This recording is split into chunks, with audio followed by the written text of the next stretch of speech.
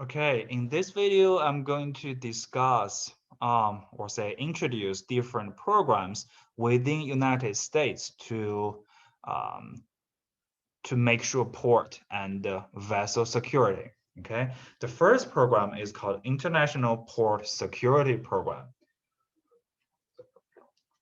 We call it IPSP. So this program was initiated by US after MTSA was signed into a law.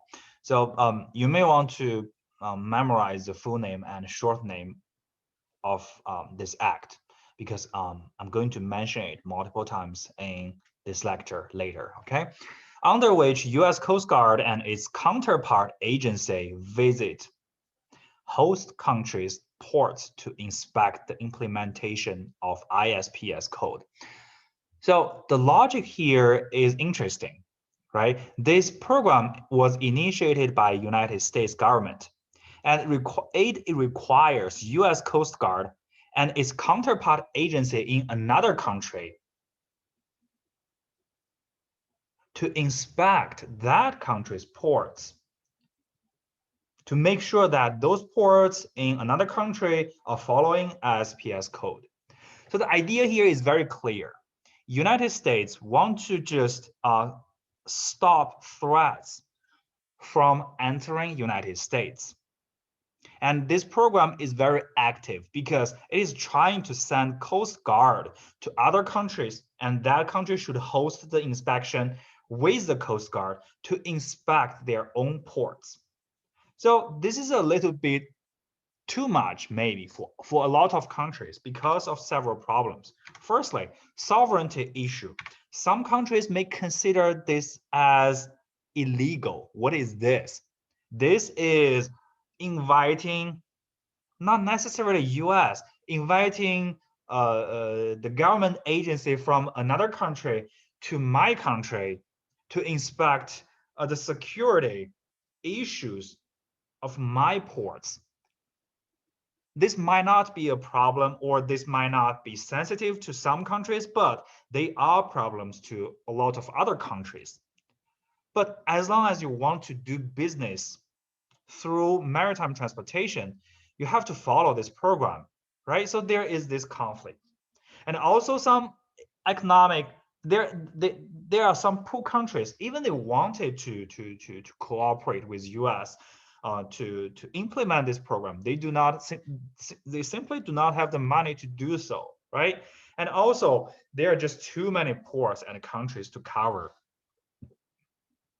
Okay, does US Coast Guard have enough fundings to employ so many people to visit different countries and their ports to make sure this program is perfectly implemented? I would say no, right?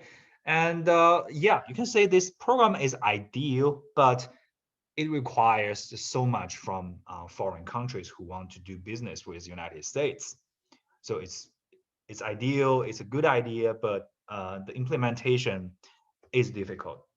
Okay, and the U.S. Coast Guard also developed a risk model for international port security program, which means that they will collect data and information when they do inspection in foreign countries, in foreign ports, and they use the data, the information they collected to evaluate risks for different ports or for different countries. Okay, and they will just rank them. Some countries they have higher risks, some countries they have lower risks, and the U.S. Coast Guard is going to report all those information and their conclusions as results from the model.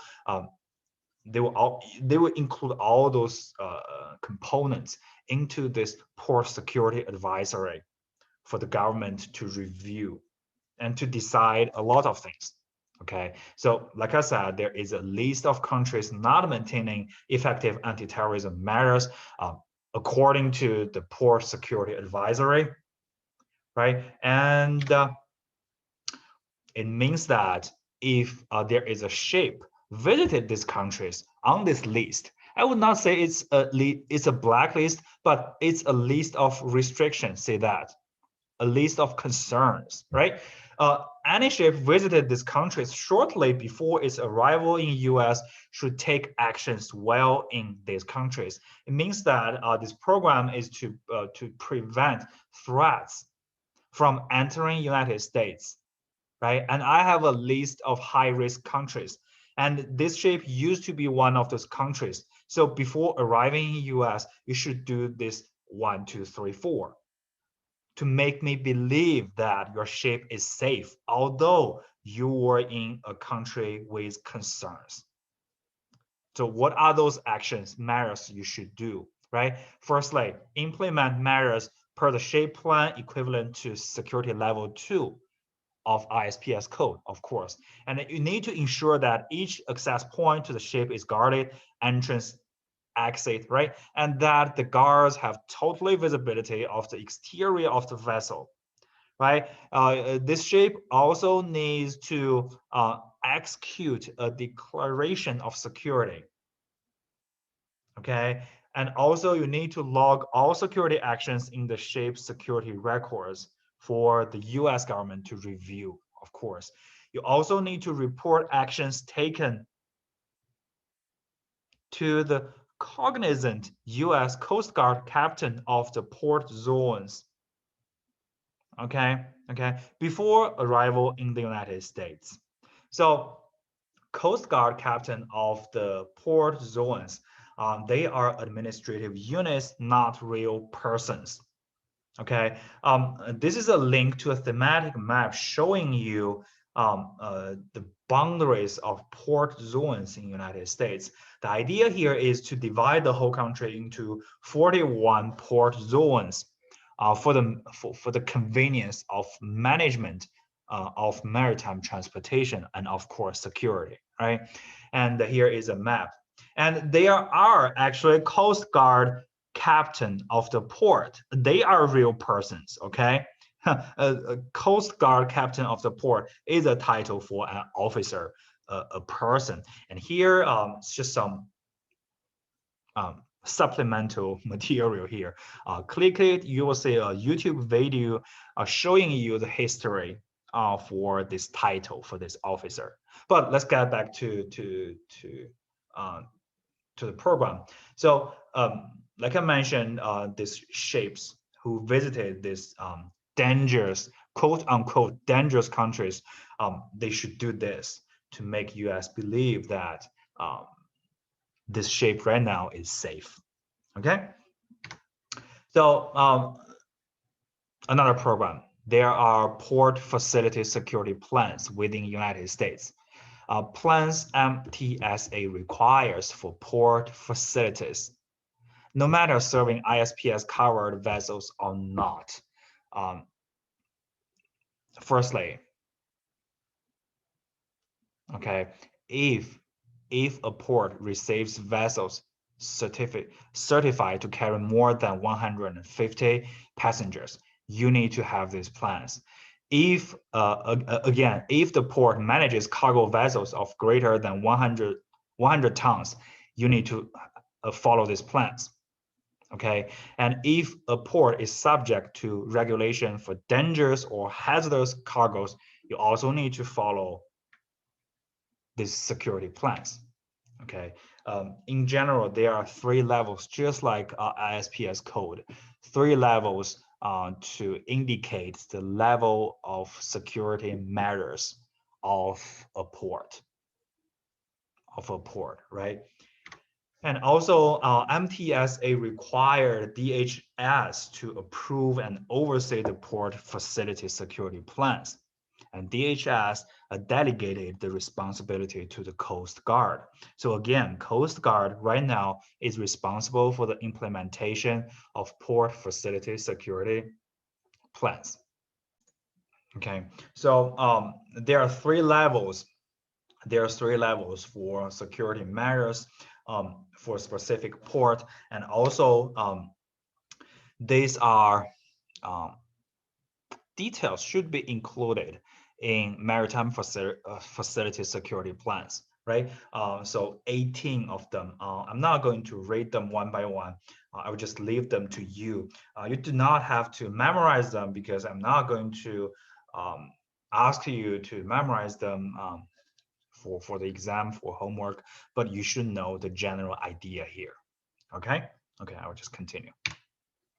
So the next program is called Port Facility Grant Program. So you know it's about money, right? So it provides federal financial assistance for local port security costs. And it was codified by MTSA as the official name, Port Security Grant uh, Program.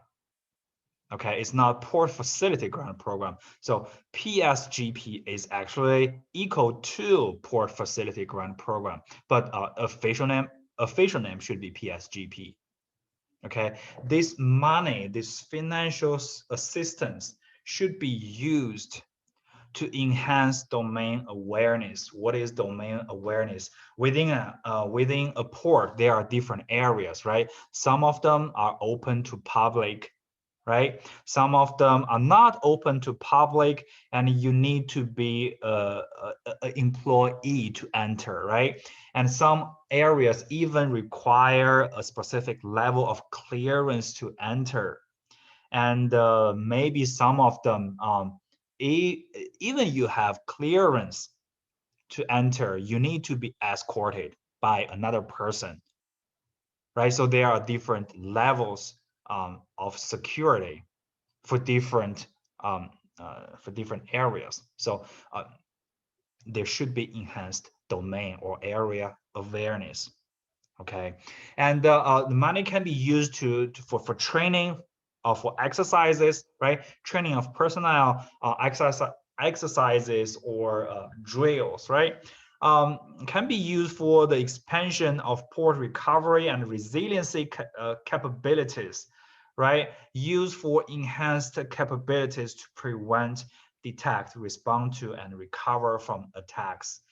Can be used for cybersecurity, so nobody can hack your network, right? Cyber network, of course. Transport can be used for the implementation of something called TWIC, Transportation Worker Identification Credential.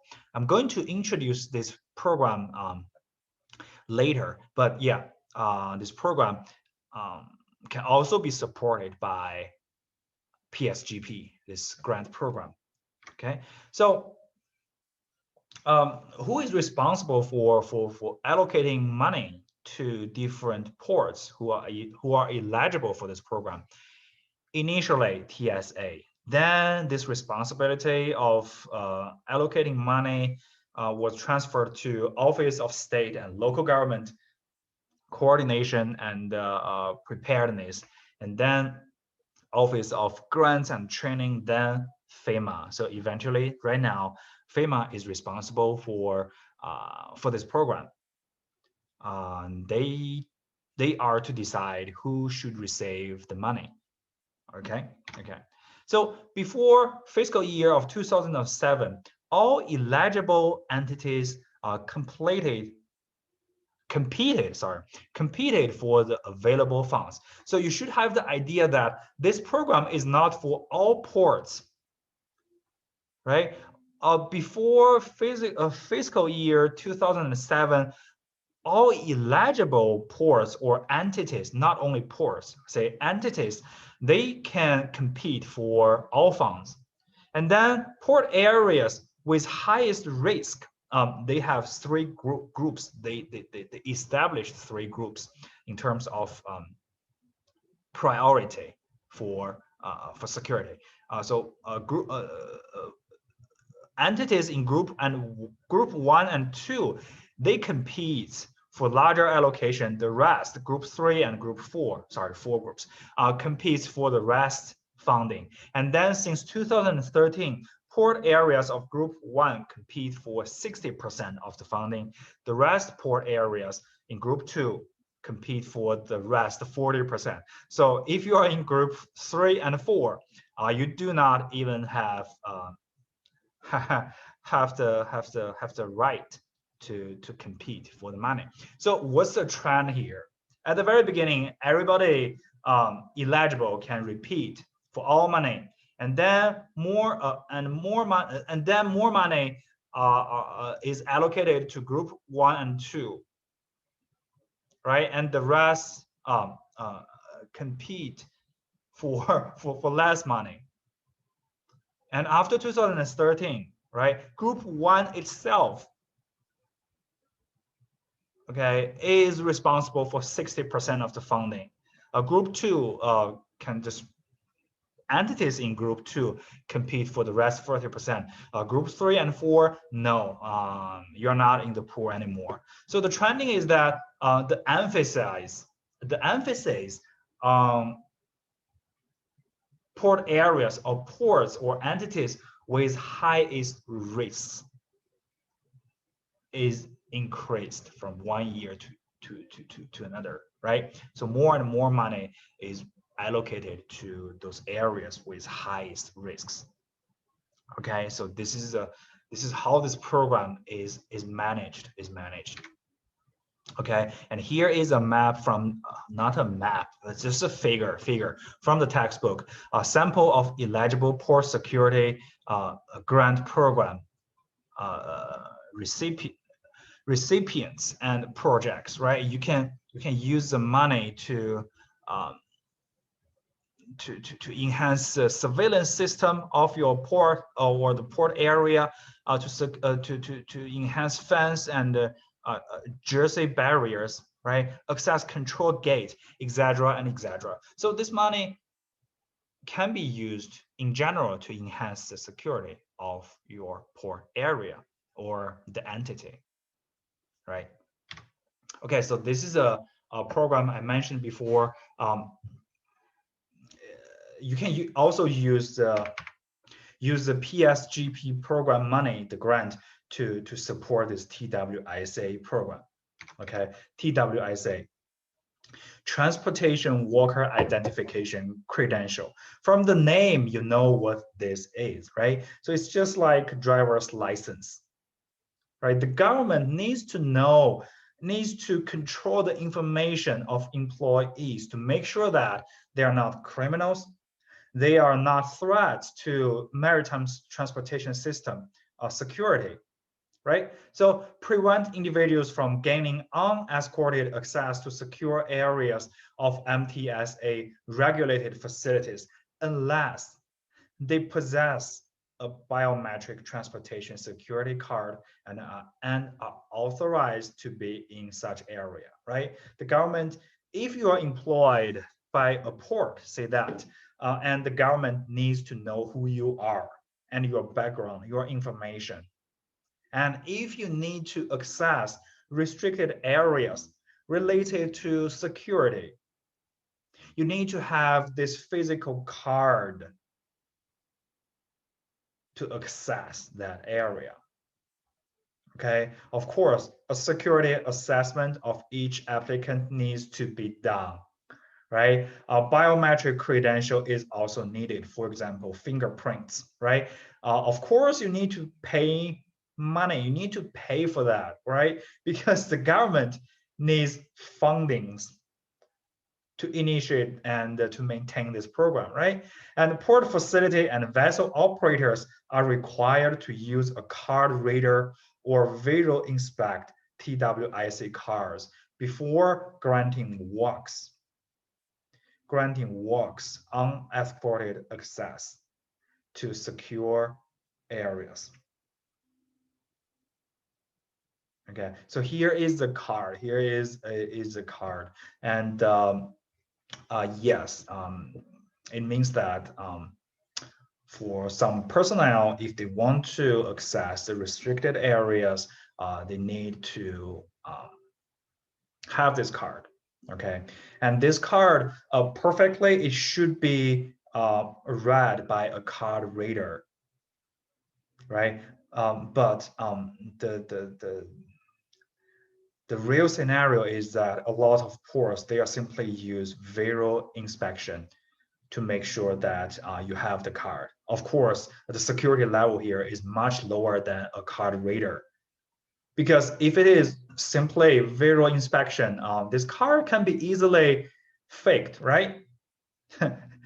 A lot of people, they can fake driver's license. They can even fake a passport. So this car is not hard to fake, especially if it is only for visual inspection. But if you are using a card reader to read the information inside the card, that's another level of faking, right? So so that's the logic here. But the reality is that not a lot of ports or local government, they have the funding or money to just buy card readers. Okay, so you can say that no matter what kind of program, it needs fundings, it needs money to run, to implement. So security systems, not only for maritime security, the security systems, they are expensive. They're expensive. So you need to know that. That's the reason why that poor countries or poor areas within a country, it's more difficult for them to implement a transportation security systems. Okay. So for vessel security plans, MTSA also enlarged the number of vessels subject to security regulation, right? MTSA requirements apply to foreign commercial vessels greater than 100 gross tons. Almost all U.S. flag commercial vessels, passenger vessels, certified to carry 12 or more passengers. Okay, and certain tugs and barges. Okay, they're all subject to vessel security regulation and plans. Okay, there are also vessel crew screenings from the United States government.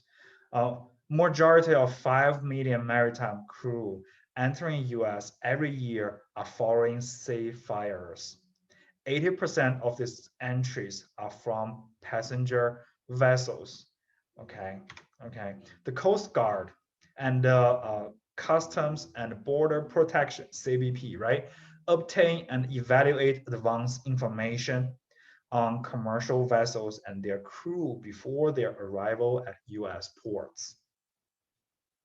Okay, it means that there could be terrorists among this crew, right? They can pretend to be a cook on the ship, right? They can pretend to be a passenger on a cruiser. A passenger is not part of crew, sorry, or other workers on a ship and try to enter United States and carry out maybe terrorist attacks. So you can say it's a big chunk of work needs to be done to check the background of these crew members, right? And armed security boarding of commercial vessels arriving in US waters to examine crew passports and visas. I'm not saying that this is happening for every vessel or ship, but if it is necessary, there will be armed security boarding. Okay. Okay, I think I'll just stop here for this video, and I will use, I think one more video will be good enough to finish this lecture. Okay, thank you. I'll just stop here.